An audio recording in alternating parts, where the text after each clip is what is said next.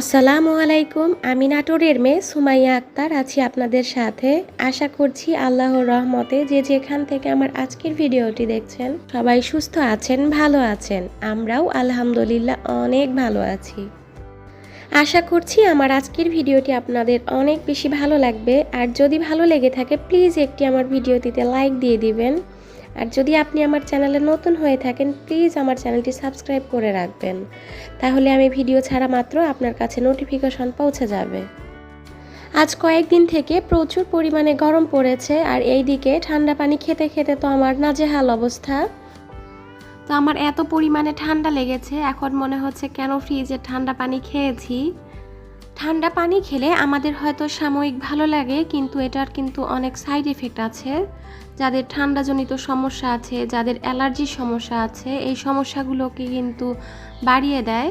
তো সবাই এটা এড়িয়ে চলার চেষ্টা করবেন। আমরা যারা বাসায় আছি তাদেরই এই নাজেহাল অবস্থা গরমের কারণে। আর যারা কৃষক, এখন তো বাংলাদেশে ধান কাটার সিজন, সবার ধান কাটছে, তাদের কতটা পরিমাণে কষ্ট হচ্ছে এই গরমে রোদে পুড়ে ধান কাটা কিন্তু অনেক কষ্টের কাজ। খবরে শুনছি আজ কয়েকদিন থেকে অনেক জেলায় মানুষ মারা গিয়েছে এই গরমের কারণে, এবং অনেক জেলায় জেলায় কিন্তু বৃষ্টির জন্য ইশতেকার নামাজ আদায় করা হচ্ছে। তো আল্লাহ, তুমি রহমতের বৃষ্টি দান করো। এই প্রাকৃতিক দুর্যোগগুলো যখন আসে তখন কিন্তু আমরা বুঝতে পারি যে আমরা সত্যি কত অসহায়। সব কিছু আল্লাহ তাআলার হাতে। আল্লাহ তাআলা আমাদের সবাইকে হেফাজত করবে ইনশাআল্লাহ। এই দিকে আমি রান্নার প্রস্তুতি নিচ্ছি। ডিম আর আলু সেদ্ধ করে যেই তরকারিটা করা হয় সেটাই রান্না করব আজকে। আলুগুলো খুব ভালো করে ধুয়ে সেদ্ধ বসিয়ে দিব।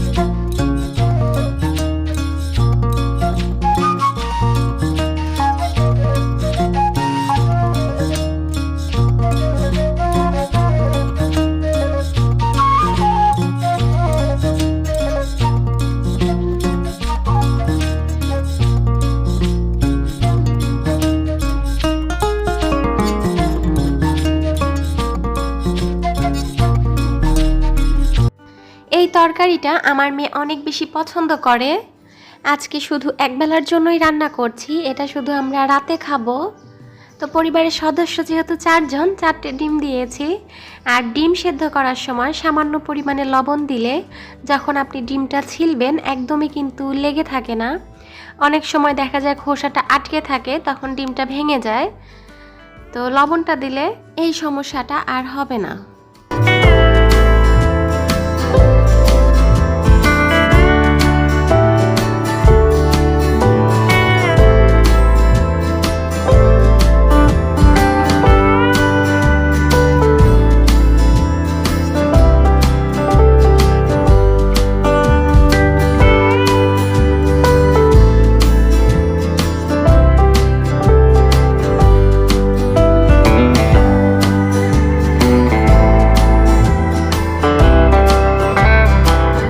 আলুটা সেদ্ধ হয়েছে কিনা আমি চেক করে নিব।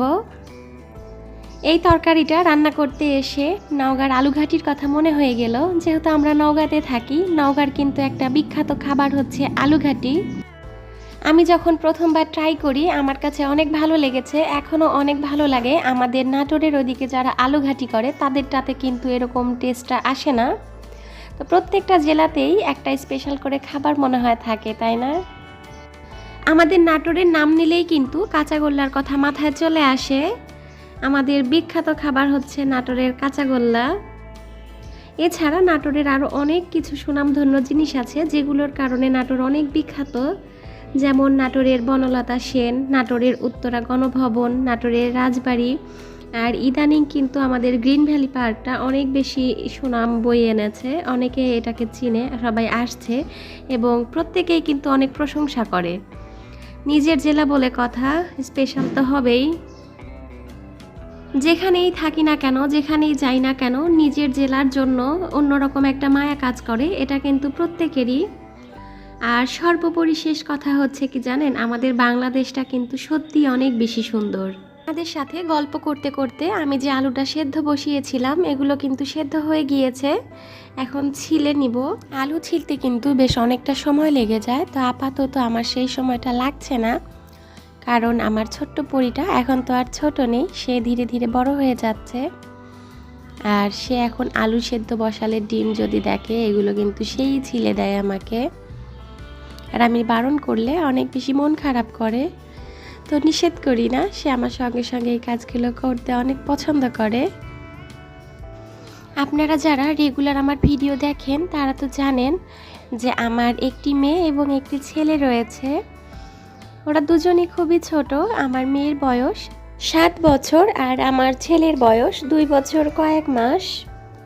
তো বুঝতে পারছেন আমার সারা দিনের অনেকটা সময় তাদেরকে নিয়ে ব্যস্ততায় কাটে। আমার মেয়েকে তো স্কুলে ভর্তি করিয়েছি, মেয়েটা ক্লাস 2তে পড়ে। সবাই আমার ছেলে এবং মেয়ের জন্য অনেক বেশি দোয়া করবেন, ওরা যেন মানুষের মতো মানুষ হতে পারে। শত ব্যস্ততার মাঝেও আমি চেষ্টা করি আমার ছেলে মেয়েদেরকে সময় দেওয়া, ওদের সঙ্গে বাসার মধ্যে একটু খেলা, ওদেরকে নিয়ে সপ্তাহে একটি দিন হলেও বাইরে ঘুরতে যাওয়া। এতে করে বাচ্চারা অনেক বেশি খুশি হয়, কারণ আমরা যারা পরিবার পরিজন ছেড়ে এক জেলা থেকে আরেক জেলায় গিয়ে চাকরির সুবাদে আমাদের থাকতে হয়, তো আমি ছাড়া আর যেহেতু বাসায় কেউ নেই, ওদেরকে একটু সময় দিবে, ওদেরকে নিয়ে খেলবে এরকম। তো আমি সব সময় চেষ্টা করি ওদেরকে সময় দেওয়ার। আর আমার মনে হয় যে সমস্ত বাচ্চারা বাসায় থাকে প্রত্যেক বাবা মায়েরই উচিত বাচ্চাদেরকে সময় দেওয়া। আমার যে শখের কাজগুলো আছে সেগুলো কিন্তু আমি যখন ওরা ঘুমিয়ে থাকে বা খেলা নিয়ে ব্যস্ত এই সময়গুলো করতে পছন্দ করি। আমি সেইটাই করেও থাকি। আমার ভিডিওতে ভয়েস দেওয়া, আমার ভিডিও এডিট করা, এই কাজগুলো যখন ওরা ঘুমিয়ে থাকে আমি তখনই করার চেষ্টা করি।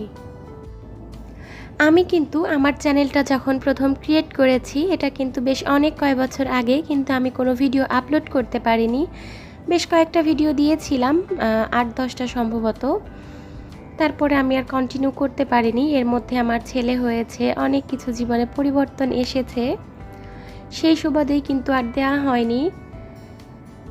তো অনেক পরিকল্পনা ছিল, তো আমি যাই পরিকল্পনা করি না কেন আমার যেহেতু আল্লাহ তাআলা অনেক ভালো উত্তম পরিকল্পনাকারী, তো আল্লাহ তাআলা যা করে ভালোর জন্যই করে, এটা আমি বিশ্বাস করি। দিতে পারিনি যেহেতু এখন নতুন করে আবার আমি শুরু করেছি। যেটা দিতে পারিনি সেটা নিয়ে আর কোনো আফসোস নেই, হয়তো তার মধ্যে কোনো না কোনো মঙ্গল ছিল। জীবনে না পাওয়া নিয়ে আমার কোনো আফসোস নেই। আমি বিশ্বাস করি যে আল্লাহ তাআলা একটা সময় গিয়ে এত পরিমাণে আমাকে দিবে, তখন আমি শুকরিয়া আদায় করে শেষ করতে পারবো না, অঝরে কাঁদবো আর আল্লাহ তাআলাকে বলবো যে আল্লাহ আমি যা চেয়েছি তুমি তার থেকে অনেক বেশি আমাকে দিয়েছো। আর এখন পর্যন্ত যা কিছু পেয়েছি সব কিছুর জন্য আলহামদুলিল্লাহ। আল্লাহ যেন সব সময় আমাদেরকে হেফাজতে রাখেন। আমি আপনাদের সঙ্গে ভিডিও শেয়ার করি আর নিজে নিজে মনে মনে অনেক কিছু কিন্তু ভাবি। আমার মনে হয় আমি সব সময় ভাইরাল হওয়ার চেয়ে জনপ্রিয় হওয়ার আকাঙ্ক্ষাটা আমার অনেক বেশি, যে কেউ যদি সারাদিন আমার ভিডিওটি না দেখে তার যেন একবার হলেও মনে হয় যে আজকে আপুর ভিডিও দেখিনি, আপুর ভিডিওটা একটু দেখি, ঘুরে আসি। এই আকাঙ্ক্ষাটা আমার অনেক বেশি। আমি সব সময় আপনাদের প্রিয় একজন হতে চাই। যেহেতু ইউটিউবে আমি একদমই নতুন, আমার ভিডিওতে আমার ভয়েসে অনেক রকমের ভুল ত্রুটি থাকবে, তো আপনারা চাইলে আমাকে কমেন্টে সেগুলো জানাতে পারেন, আমি অনেক খুশি হব।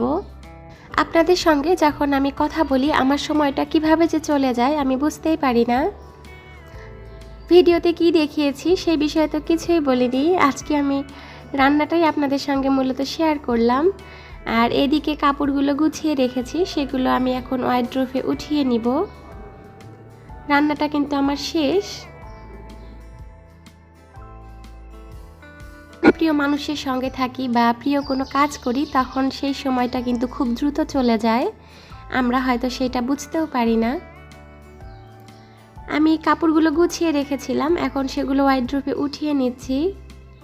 আজকের মতো আমার ভিডিও এ পর্যন্তই। দেখা হবে নেক্সট ভিডিওতে ইনশাআল্লাহ।